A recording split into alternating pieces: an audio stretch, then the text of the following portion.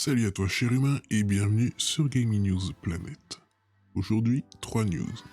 Virtua Fighter, la saga, serait de retour. Dying Light 2 ferait jeu égal sur Xbox One, Series X, PS4 et PS5. Et enfin, un nouveau record pour le jeu vidéo le plus cher de tous les temps.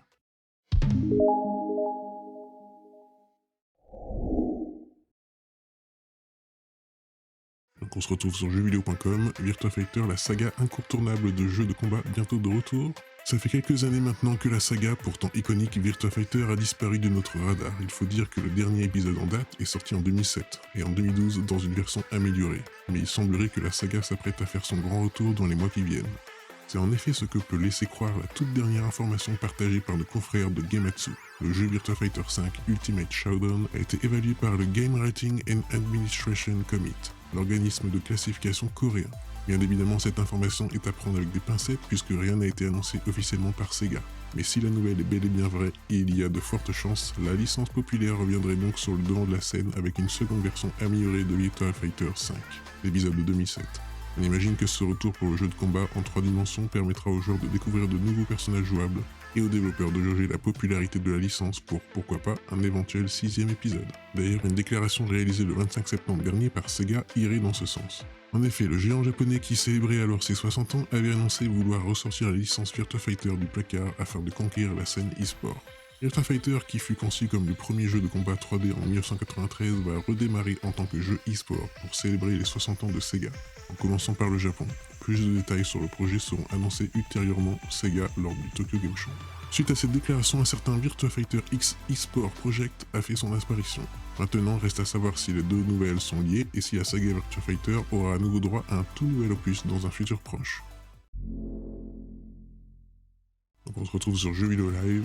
Promis, Dying Light 2 fera jeu égal sur Xbox One, Series X, PS4 et PS5. Que vous soyez sur l'ancienne ou la nouvelle génération de consoles, Dying Light 2 ne sera pas moins généreux avec vous.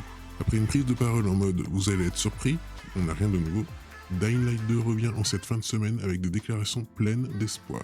Notez bien les guillemets, car avec tout ce que l'on entend sur le jeu depuis son annonce, il serait risqué de tout investir dans les dernières informations que nous venons d'obtenir.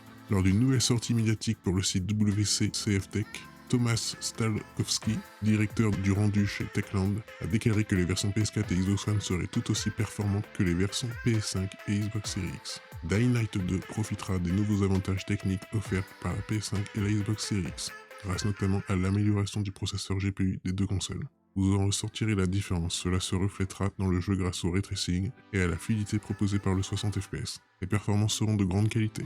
Les versions PS4 et Xbox One n'auront rien à envier et seront de très haute facture. Chacun jugera de ses mots en attendant la sortie du soft toujours prévue pour 2021. Enfin, il paraît. Toujours sur jeuxvideo.com, sans le savoir, Nintendo réalise aujourd'hui un tout nouveau record. Super Mario Bros, le tout premier épisode de la saga sorti pour la première fois sur NES en 1985, a été vendu aux enchères à un prix particulièrement élevé. En 1985, qui l'aurait cru? Super Mario Bros, en plus d'être un modèle intemporel pour les jeux de plateforme 2D, le titre sorti pour la première fois sur NES ne cesse de battre des records. En effet, la création de Shigeru Miyamoto, vendue à plus de 40 millions d'exemplaires à travers le monde, devient aujourd'hui le jeu vidéo le plus cher jamais vendu. C'est Heritage Auction, la maison de vente aux enchères multinationales, qui nous partage la nouvelle. Une copie scellée de la version NES de Super Mario Bros a trouvé preneur au prix de 660 000 $, rien que cela.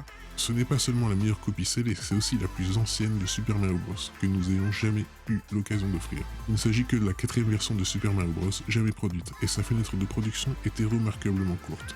Pour rappel, le précédent record a été obtenu par un autre épisode de la saga Super Mario Bros. En effet, en novembre 2020, Super Mario Bros 3 a été vendu au prix de 156 000 $.